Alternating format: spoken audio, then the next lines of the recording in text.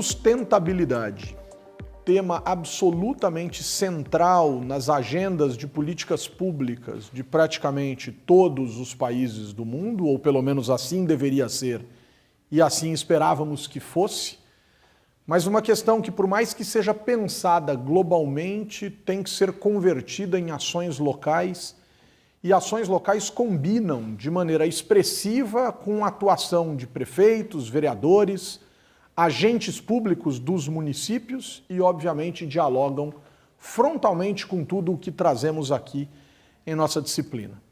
O termo, por vezes, é banalizado, o termo, por vezes, se afasta de suas concepções principais, mas nós não poderíamos deixar de trazê-lo a esta disciplina, correndo o risco, se não o trouxéssemos, de ignorar uma tendência, uma questão, um debate, uma situação absolutamente fundamental ao debate da gestão pública municipal. Zisman, muito obrigado por atender a esse nosso convite de Brasil, é a USP, e eu gostaria de começar com uma provocação bastante preliminar, a despeito de ser muito complexa, que é como nós poderíamos pensar numa definição mínima de sustentabilidade para iniciarmos essa nossa conversa e como essa definição mínima dialoga com as agendas e com as obrigações dos prefeitos das nossas cidades brasileiras. Ótimo, e vamos tentar em pouco tempo. Primeiro agradecer ao convite, é uma honra estar aqui podendo falar desse tema e você tocou no ponto crucial. Não há política local possível no século XXI que não leve em consideração a sustentabilidade como eixo central de todas as políticas públicas. E eu defendo isso por quê? Veja, a definição é muito simples, apesar de ser complexa. A definição é simples, veja, basta a gente resolver as causas dos problemas, que os problemas estarão resolvidos. Óbvio assim. Em política, muito se faz é atacar as consequências dos problemas, tentando resolver os problemas a partir de suas consequências e não na origem deles. E o conceito de sustentabilidade vem para tentar botar essa obviedade em pauta. Ora, se a sociedade funciona de um jeito que as coisas estão dando mais problemas do que soluções, nós temos que repensar o modo como essas políticas estão sendo implementadas. Então a sustentabilidade nada mais é do que um conceito que defende a ideia de que para ser duradouro precisa-se resolver problemas na sua origem. É a ideia de fazer uma política cíclica ou sistêmica. Não traz novidade nenhuma, nem ao capitalismo, nem ao socialismo, nem aos modelos dicotômicos de política. Apenas resolve um impasse que os modelos clássicos não conseguiram resolver, que é o respeito aos limites que os sistemas biológicos naturais do planeta suportam à sociedade. Se você pensar que as políticas têm que ser feitas de maneira que os recursos naturais possam ser usados do jeito que precisam ser usados para o bem-estar humano, mas que eles consigam se autorreciclar, você terá implantado uma política de sustentabilidade. Então é não mudar praticamente nada, a não ser respeitar um limite, que não é respeitado nem nos modelos socialistas ou capitalistas, porque o mercado impõe uma lógica de crescimento ao uso desses recursos que não é compatível com um conceito físico, né, de sustentabilidade natural. Então, pensar em sustentabilidade é olhar para as políticas públicas e pensar, bom, aqui está o problema, qual é a causa? É esta. Como é que eu resolvo? Desta maneira. E se eu resolver dessa maneira, eu consigo fazer com que os recursos possam ser utilizados permanentemente? Sim. Atendo à questão do bem-estar humano? Sim. Atingiu o que se entende por sustentabilidade. O eixo principal mais difícil de resolver é o eixo econômico. Porque falar em recursos naturais, natureza, recursos físicos e biológicos, falar em bem-estar humano é o óbvio, todas as políticas falam, mas ninguém quer mexer no nó da questão que é a economia. Como que a economia pode ser transformada para que esse sistema possa ser cíclico, ecossistêmico ou simplesmente sistêmico? Simples assim. Simples desse jeito. Professor, o conceito de sustentabilidade vem sendo disseminado aí nos últimos 30, 40, 50 anos, né? Quais são os principais avanços desse conceito, tratando-se das políticas públicas, institucionalidades governamentais, né, a criação de ministérios, secretarias de meio ambiente? Okay. E, ao mesmo tempo, na atualidade, quais são as principais limitações para esse conceito continuar avançando e adentrando nas políticas públicas? Perfeito. Bom, eu trago boas e más notícias, né? As boas. Eu sou testemunho ocular e já denunciou minha idade enquanto a gente conversava informalmente aqui antes de começar. Eu sou testemunho ocular de boa parte dessa história. Estive presente no encontro da Rio 92, que aconteceu no Rio de Janeiro, onde, no Brasil e no mundo. Acho que é o principal marco, né, de formatação de princípios que nortearam toda a legislação mundial a respeito disso, seja a legislação formal ou princípios informais que norteiam as políticas públicas. E de 92 para cá, principalmente, nós avançamos demais, no Brasil e no mundo. No Brasil, com certeza, no mundo também. Em delimitar, a partir desses grandes princípios, o que seria uma legislação mínima para garantir esse conceito que eu apresentei no começo, sustentabilidade. Então, nós assistimos a um avanço incrível na legislação, na educação ambiental, que fez a sociedade, de alguma forma, pautar esse tema em todos os debates. Nós estamos aqui conversando hoje sobre política e sustentabilidade por conta desse processo. Isso aqui é um tema que há 30, 40 anos não estaria num encontro como esse acontecendo. Então, nós percebemos que é um tema que realmente repercutiu na sociedade, é um tema midiático, é um tema que está presente nas promessas de partidos políticos, todos eles, de alguma forma, falam em sustentabilidade. Então, acho que avançamos muito. Essa é a boa notícia. E o marco legal, tanto nacional como internacional, é incrível. O Brasil realmente tem na Constituição brasileira um capítulo especial sobre a temática ambiental, não necessariamente sustentabilidade, mas a temática ambiental. A má notícia é que as leis estão no papel. Então, muitas das coisas que estão previstas nessa legislação não se incorporaram ainda como políticas públicas concretas. Eu estou numa cidade, por exemplo, que em 1988, já numa lei municipal, previa que a frota de ônibus, por exemplo, seria substituída dos ônibus movidos a combustíveis derivados do petróleo para combustíveis um pouco menos poluentes, né? Pelo menos recicláveis ou que poluem menos a atmosfera. Isso é de 88, essa lei. Ela até hoje não foi implementada. E havia uma nova lei que previa que até 2018, a boa notícia era essa, o ano que vem, nós teríamos a frota 100% com biocombustível. A Câmara dos Vereadores acaba de aprovar uma semana atrás, não há tecnologia possível para do ano que vem, vamos adiar para 2038. Daqui 20 anos. Então, os mais jovens verão, né, a frota de São Paulo ser sustentável do ponto de vista do combustível. Apesar de estar na lei, a coisa não se implementa por um desejo político e por pressões econômicas, obviamente, né? Estamos falando aqui de um cartel de transporte de São Paulo que prevalece como vontade na política pública de que o ônibus é mais barato ser assim e fica assim. E, infelizmente, não se implanta uma política transformadora nesse sentido, né? Aliás, só para talvez puxar um assunto que vem mais interessante e ampliar um pouco esse nosso debate, a história da democracia, né?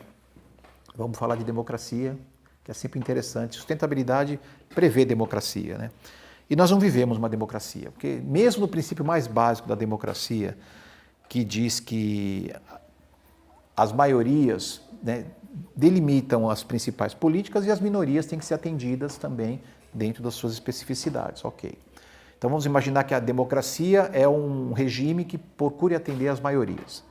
Dando o exemplo de São Paulo novamente, nós temos aqui que os automóveis, eles correspondem a 30% do transporte de deslocamento e mobilidade urbana. Quer dizer, de carro, 30% dos paulistanos se locomovem.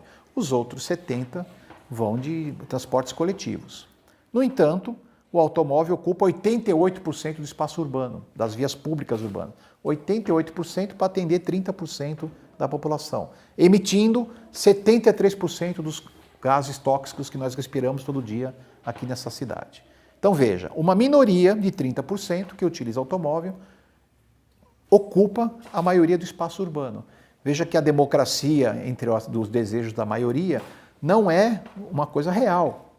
O que nós vivemos é uma coisa que eu poderia chamar de, sei lá, de capitalcracia, alguma coisa desse tipo. O que impera são a força econômica. Nesse caso, então, também sustentada pelo sonho dessa maioria que não usa este bem de tê-lo.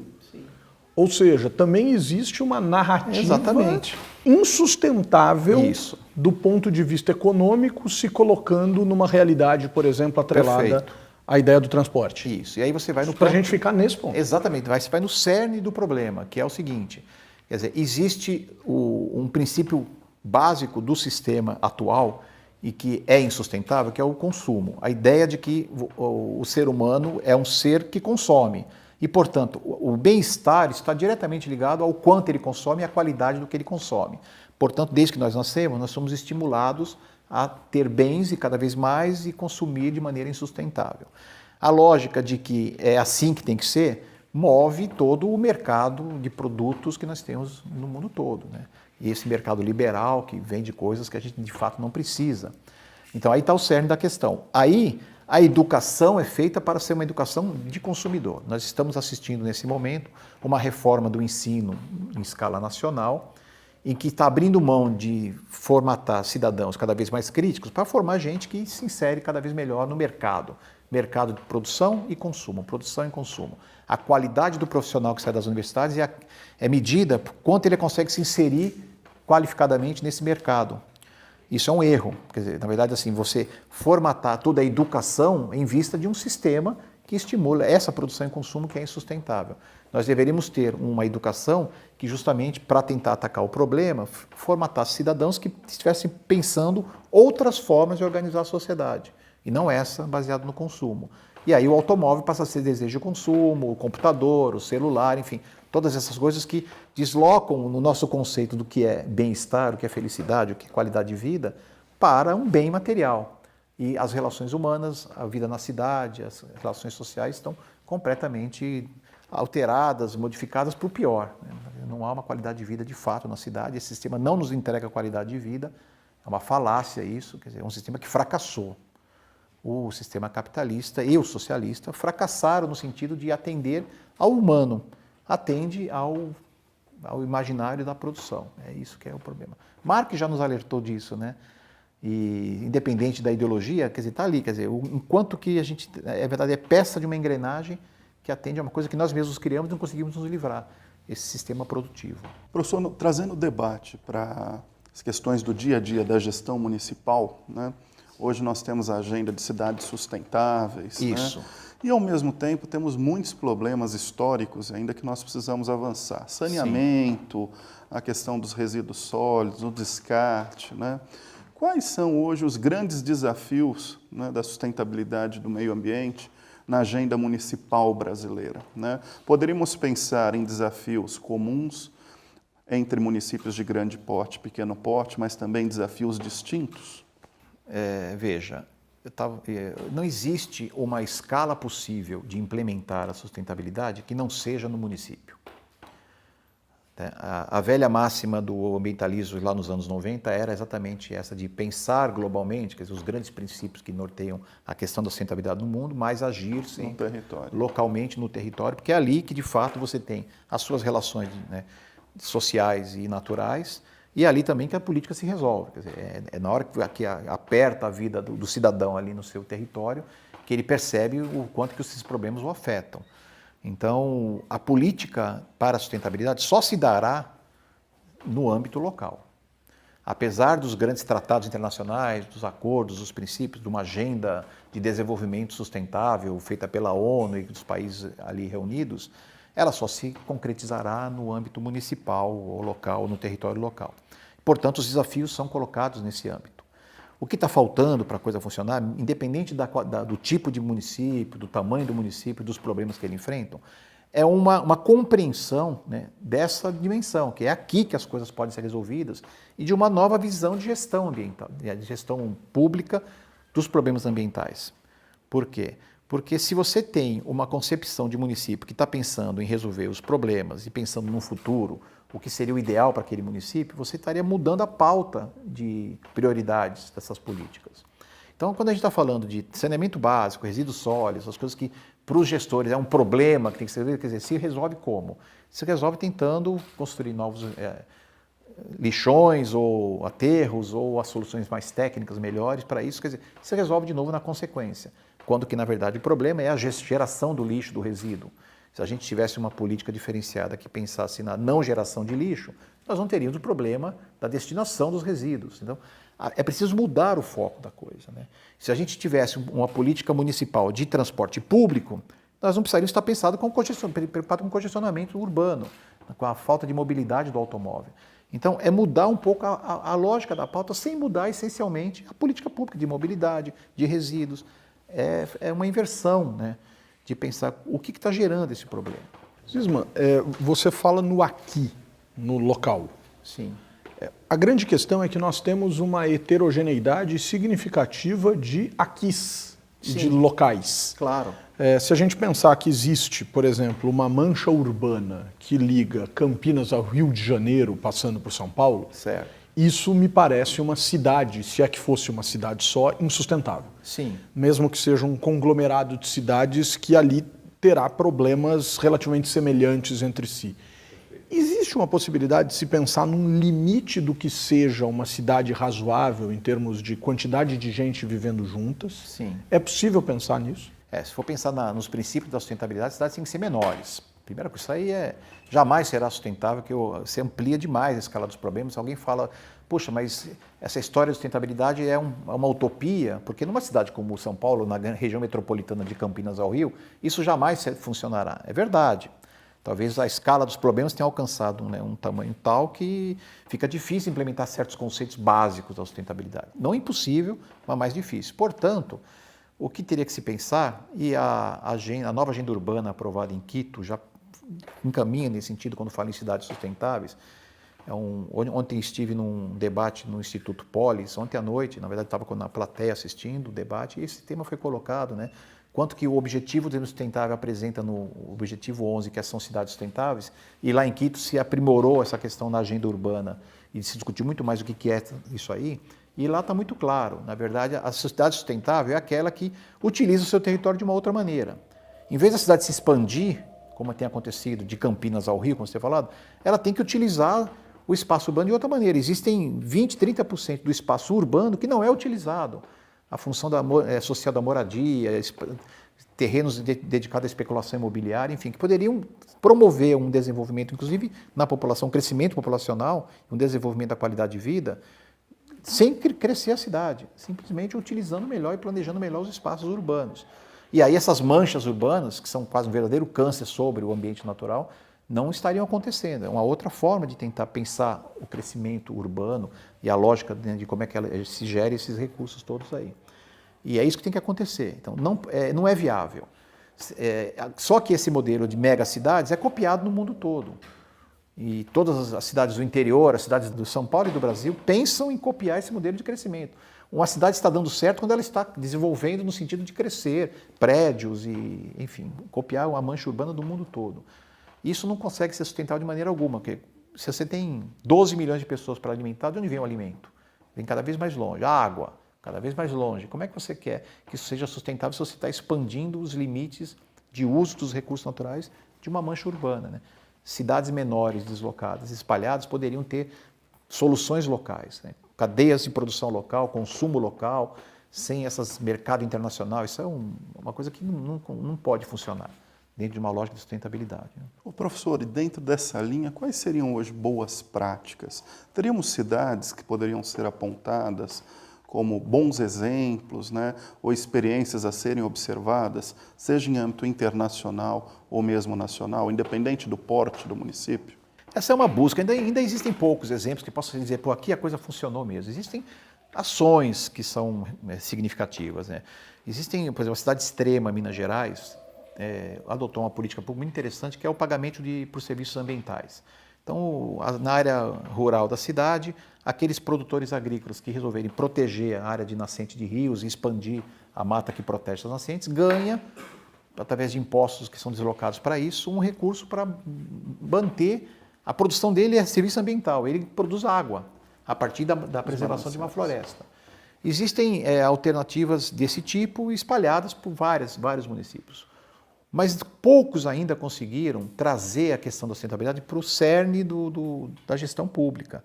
Campinas avançou um pouco nesse sentido. A gestão de Campinas, quer dizer, elevou a antiga Secretaria de Meio Ambiente deles para uma Secretaria de Sustentabilidade, não sei qual é o nome exatamente da secretaria, mas ela é a secretaria principal do município. Todas as demais secretarias, de alguma forma, estão interligadas com ela, para que todas as ações da Secretaria de Urbanização, Secretaria de Educação e outras façam suas ações coordenadas por uma central de sustentabilidade, porque são muitas dimensões e toda a política do município tem que estar integrada numa lógica única, né, de tentar justamente atacar os problemas. Campinas é um exemplo extremo, existem vários pelo Brasil e pelo mundo, mas ainda estamos perseguindo, né, uma cidade modelo. Nos países ricos, existem muitas cidades modelo, né, de sustentabilidade, mas são tecnológicas, que não é alternativa. Aquela coisa de, os prédios têm painéis que captam a luz não sei de que forma, então o ar-condicionado funciona não sei de que jeito. São alternativas tecnológicas muito mais para vender tecnologia.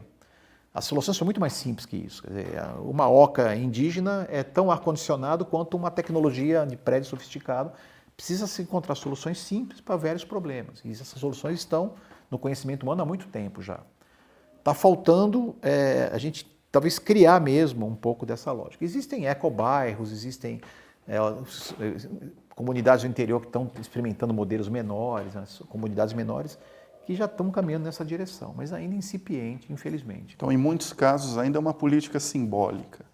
E simbólica, apesar de simples, né? Quer dizer, é simbólica, não deveria ser. No meu ponto de vista, assim, se um dia eu virar prefeito de alguma cidade, qualquer que seja, é um estalar de dedos, você implementa uma política de sustentabilidade. Não tem que mudar quase nada, na verdade, tem que mudar uma ética e um valor. Olha, é assim que nós vamos trabalhar. As coisas vão ser trabalhadas de maneira integradas, os problemas serão resolvidos a partir da sua origem, não da sua consequência, e todas as secretarias trabalhando de maneira sincrônica para que a gente resolva os problemas também de maneira sincrônica. Então, para dar um exemplo bem concreto, tem buraco na rua. Então eu tenho que trocar o asfalto, porque uma rua está toda esburacada. Em vez de eu tirar o piche e tacar outro piche em cima, eu já aproveito que eu vou ter que fazer essa obra, troco aquele piso impermeável, que vai fazer com que tenha enchente, por um piso permeável e pronto. Um dos problemas começa a ficar resolvido. Tem que fazer um buraco na calçada, por algum motivo, qualquer instalação de gás ou de água, aproveita e esconde os fios, que é uma lei também que existe, por exemplo, na nossa cidade aqui, e que não é implementada. Vai aos poucos, enquanto você está fazendo obras na cidade, já vai trocando, né, o que é insustentável para o que é sustentável. E mantém a cidade funcionando. Daqui a 10, 20, 30 anos, você vai ter uma cidade que resolveu os seus problemas, porque pensou no futuro. Poxa, nós temos que trocar aquela camada da rua que estava cheia de buraco. Vamos fazer de outra maneira. Tem muito carro? Vamos começar a criar políticas de restrição ao automóvel. Vamos ampliar as calçadas, vamos ampliar as ciclovias, vamos diminuir o espaço do carro, fechar o centro que tem transporte coletivo abundante para o acesso ao veículo individual. Então vamos começar a resolver esse problema. Vocês vão ver que aos poucos a própria educação das pessoas vai fazer com que perceber que isso aí são, de fato, soluções duradouras, né? Queria inverter um pouco a pergunta que eu te fiz acerca das grandes cidades e queria pensar nas pequenas cidades. Certo. Quando muito pequenas, se não pensadas de forma integrada, também me parecem insustentáveis. Claro. Quer dizer, qual a função, Zisman, de se pensar em ações conjuntas de municípios na resolução de problemas, por exemplo, ambientais ou associados a uma lógica de sustentabilidade, que lhes permitam aplicar melhor os seus recursos coletivamente, consorciadamente, coisas dessa natureza? É uma pergunta difícil, porque apesar de pequena, teoricamente as pequenas fica mais fácil, teoricamente, porque veja, o que é uma cidade sustentável? Se me perguntarem assim, olha, uma cidade sustentável é aquela que não depende das outras. Se você conseguir fazer uma cidade que criou na população um conceito do que é qualidade de vida, que ele se resolve ali mesmo, por exemplo, olha, a produção de alimentos tem que ser feita aqui, nós temos que ter um sistema de transporte que se resolva por aqui mesmo, que não precise de grandes tecnologias para inovar no sistema de transporte, que nós temos que ter o saneamento local, a questão do lixo tem que ser resolvida localmente. Quer dizer, quanto mais independente é uma cidade, melhor será a implantação de políticas sustentáveis. Então, não é muito a escala o problema. O problema é o conceito de qualidade de vida. Então, você tem que, de alguma forma... Tem uma cidade em Goiás, em Goiás, no Mato Grosso, chama-se Lucas do Rio Verde, que acho que é o maior IDH, um dos maiores IDHs do Brasil, por conta do agronegócio. E é incrível, você vê propagandas municipais falando, porque Lucas do Rio Verde é fantástico, maravilhoso, escolas ultramodernas, públicas, com piscina, com não sei o quê, todo mundo feliz da vida, praças em todo lugar, com equipamentos esportivos, não sei o quê. É uma maravilha aquilo ali, por conta do desenvolvimento econômico do agronegócio, principalmente. Então você fica, poxa, aí está uma cidade modelo. Conseguiu promover no meio do estado do Mato Grosso, lá, a partir de um setor da economia, uma cidade incrível para o cidadão. E de fato as pessoas estão felizes ali, se entrevista os moradores, pelo menos do documento oficial, o vídeo oficial do município, está todo mundo feliz da vida. No entanto, é uma das cidades que tem maior contaminação por agrotóxico, e o leite materno está contaminado com agrotóxico, está tendo uma série de problemas. Você sobe um pouco o satélite para ampliar a imagem da cidade, ela está cercada de produção agrícola, principalmente de soja, ilhada, e isso é considerado qualidade de vida, porque as pessoas se fecham naquela bolha urbana de que a qualidade de vida é você ficar, em vez de você correr numa área verde, ou ver animais do cerrado que existia ali, é você pegar um equipamento mecânico e ficar correndo no mesmo lugar na praça, fazendo exercício, ganhando qualidade de vida, respirando aquele ar, fazendo uma coisa mecânica dentro de uma máquina, mesmo que simples, né? Enquanto que o ambiente natural, quer dizer, o pôr do sol, a paisagem, o ar puro, não está mais presente.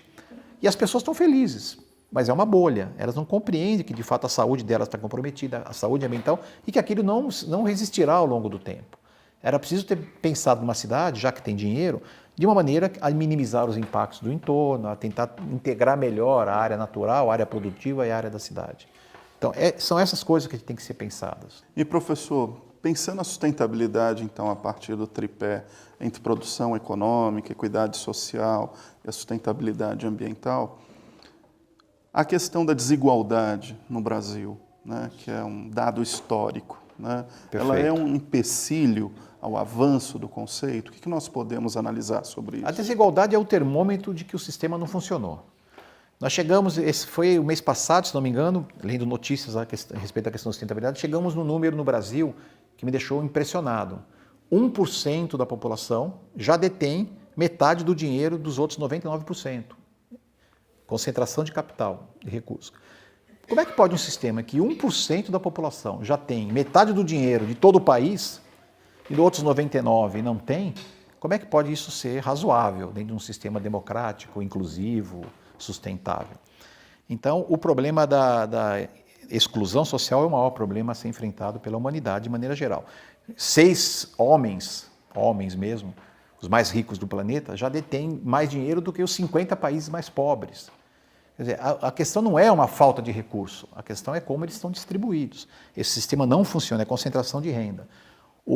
Você falou em objetivos do desenvolvimento sustentável, o primeiro deles diz assim, combate à miséria.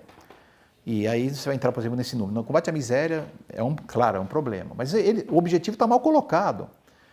Como é que você resolve a miséria? Muito simples. Pô, a miséria é, sei lá, 50% da humanidade vive na miséria. 1% concentra toda a grana. Como é que faz para resolver a miséria? Ataca os 50% da humanidade ou ataca 1%? Se você eliminasse 1% da riqueza extrema, você resolveria automaticamente o problema da miséria. É muito mais simples você atacar a riqueza extrema do que atacar a miséria no mundo. É uma questão de igualdade social. E sem a igualdade não há sustentabilidade. E, portanto, se você tem uma melhor distribuição dessa riqueza para toda a população, automaticamente a pegada ecológica, o impacto sobre o meio natural é menor, porque você tem suficiente para todo mundo. É que como está concentrado em poucos e a demanda é cada vez maior por esses poucos, você vai sugando, né? E não gera qualidade de vida para todo mundo. Então, é um problema sistêmico muito complexo, mas a questão econômica é o crucial. Tem que mudar a lógica econômica, entender que qualidade de vida vinda pela economia não é crescimento, é qualidade. Como é que a gente promove uma economia que seja ecológica, né, um pouco mais cíclica, garantindo os princípios da economia, mas tentando distribuir melhor as benesses dessa economia. A gente, na verdade, vive... Vocês convidaram, para falar em política, um anarquista convicto, né? Porque a gente encontra na questão ambiental os princípios básicos do anarquismo. Veja que fantástico. Quando os ambientalistas falam em governança, novas governanças, novas formas de organizar, nós estamos falando em distribuir o poder. Nós estamos falando da responsabilidade individual. Para resolver o problema ambiental, nós temos que falar em responsabilidade individual, direitos e deveres individuais. Cada cidadão é responsável pela qualidade ambiental. A governança tem que ser, o poder não pode ser concentrado, tem que ser distribuído para ser participativo. Quando se fala em políticas participativas, estamos falando de um modelo em que cada vez mais se aposta não num governo central, mas num governo diluído. Então, você vai fazendo uns paralelos entre anarquismo e ambientalismo, você vai perceber que os princípios são os mesmos. E existe, inclusive, já muito antigo, o princípio do ecoanarquismo, que já pregava que essa lógica também tem que ser implementada a responsabilidade do indivíduo com relação ao ambiente natural. Agora, nós vivemos no mundo um anarquismo anacrônico, que é o contrário do princípio. Veja só, quando você fala em que a responsabilidade tem que estar na pessoa física, então você é o responsável por você mesmo, você sabe qual é o seu papel social, e se você souber o seu, a sociedade funciona automaticamente em autogestão, transforma a pessoa física em pessoa jurídica, uma corporação. Bom, então, peraí, se agora cada corporação sabe o seu papel e a coisa funciona na regulação interna dessas pessoas jurídicas, vejam que nós temos um anarquismo corporativo. Isso é chamado também de liberalismo. O que é o liberalismo? É o anarquismo das corporações. Elas fazem o que querem, decidem, são responsáveis, investem onde acham que tem que investir na parte social, ambiental, e tomam as decisões baseadas numa lógica de mercado. É o anarquismo das pessoas jurídicas, é um negócio fantástico isso aí, eles chamam isso de liberalismo. E é esse o modelo que está imperando, a gente quer tirar o anarquismo corporativo para o anarquismo individual de novo, e com isso a gente pode criar modelos mais alternativos de sociedade. Agora, Zisma, você tocou em algum ponto aqui da nossa conversa, você falou em democracia, e a democracia tem a questão da educação, da formação e da reflexão como um princípio absolutamente basilar para o seu efetivo funcionamento. Acho que não à toa você tem o sentimento de que a democracia não funciona. Talvez não funcione também por conta dessa ausência de percepção das pessoas acerca dos seus papéis na sociedade. Isso funciona também, ao meu ver, e acho que isso ficou muito claro na sua fala, para as questões relacionadas à sustentabilidade, numa revolução cultural, numa mudança de posicionamento, de postura dos indivíduos. A gente conseguiu colocar mais, de 1992 principalmente para cá, a gente talvez tenha conseguido colocar de forma mais clara o debate ambiental nas escolas do que o debate político nas escolas. Eu não conheço alguém que fale em escola sem meio ambiente ou escola sem sustentabilidade, mas conheço gente que fala em escola sem partido. Sim. Eu vou deixar esse debate da escola sem partido de lado, mas eu gostaria de falar da escola com meio ambiente e da escola com sustentabilidade. Qual a importância desses avanços em termos educacionais no Brasil para a questão da sustentabilidade no que diz respeito à formação dos nossos jovens? Perfeito. O Brasil é o país que mais avançou no debate ambiental no mundo, por conta de um grupo de pessoas que se autodenominaram educadores ambientais. E a legislação, desde a aprovação da nossa Constituição, já prevê que a educação ambiental é obrigatória em todos os níveis de ensino. Isso facilitou muito. Quer dizer, a nossa Constituição foi aprovada no momento em que a questão ambiental estava em alta no mundo todo. Isso permitiu que a gente colasse um capítulo ali. E, sendo obrigatória, acabou criando uma necessidade de se regulamentar essa lei e, portanto, a educação ambiental entrou. Não está entrando mais, está saindo. A má notícia é que nas bases nacionais curriculares comuns que estão para ser aprovadas e na reforma do ensino médio, assim como outros temas transversais, como, por exemplo, a ética, como, por exemplo, trabalho e consumo, a questão ambiental saiu. Nós estamos tendo mais um retrocesso nesse momento. Então, não teremos mais educação ambiental na escola, a menos que a gente consiga, nas audiências públicas que estão marcadas adiante, tentar reverter esse quadro, o que eu acho muito difícil, porque já está em fase final de aprovação e o atual governo não ouve exatamente, né, muito bem a sociedade nessas demandas aí. Agora, a questão da educação política, Humberto, eu entendo que tem que ter um caminhar juntas, né? Porque falar em sustentabilidade é basicamente falar numa dimensão política. Quer dizer, é que se faz mal feito na escola quando se faz uma educação ambiental focada em preservação dos recursos naturais, lixo, saneamento. Não é só isso. Tudo isso só mudaria se dentro dessa concepção educacional da questão da sustentabilidade estivesse embutida a dimensão política. Ô menino, vem cá, olha, você quer uma qualidade de vida ambiental melhor? Então você tem que participar da política. Porque não muda se não for política. É uma política pela sustentabilidade que nós estamos falando. Se você tiver bons políticos querendo fazer boas políticas públicas de sustentabilidade, aí sim, esses problemas ambientais estariam resolvidos, inclusive a inclusão social e outros problemas mais, né, do ponto de vista do funcionamento da sociedade como um todo, né? Então eu vejo que o que acontece é que os educadores ambientais demoraram muito para incorporar a dimensão política. Estavam em processo de incorporar. Nos últimos 5, 10 anos, isso avançou muito. Da Rio mais 20 para cá, onde que a sustentabilidade assumiu uma dimensão mais ampla do ponto de vista da política, aí sim a gente estava avançando nesse sentido. Temo que haja um retrocesso, infelizmente.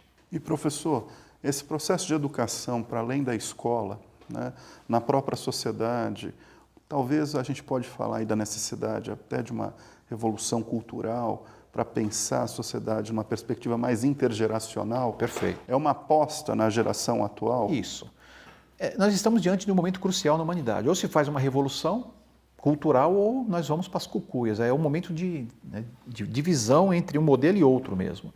E toda revolução só se dá pela educação. Porque você tem que mudar um jeito de pensar para implementar um outro jeito de pensar. É muito difícil numa escala de 7 bilhões de habitantes. As revoluções do passado eram mais fáceis de serem feitas. Quer dizer, mais fáceis não, eram difíceis também, mas em escala a dimensão de participantes dessa revolução era outra, né? Mas só há esse caminho. Por isso que a gente bate sempre na tecla. Só a educação pode resolver a transformação necessária para a sustentabilidade, ou para o modelo de mais inclusão, ou qualquer outro nome que queiram dar para esse futuro que nós desejamos. E eu lamento, portanto, que quando se mexe na educação, se está se mexendo na esperança dessa transformação. Então nós precisamos resistir bravamente e tentar transformar o modelo educacional formal, pelo menos, né, numa coisa que esteja mais atenta a esses problemas, uma coisa mais crítica mesmo.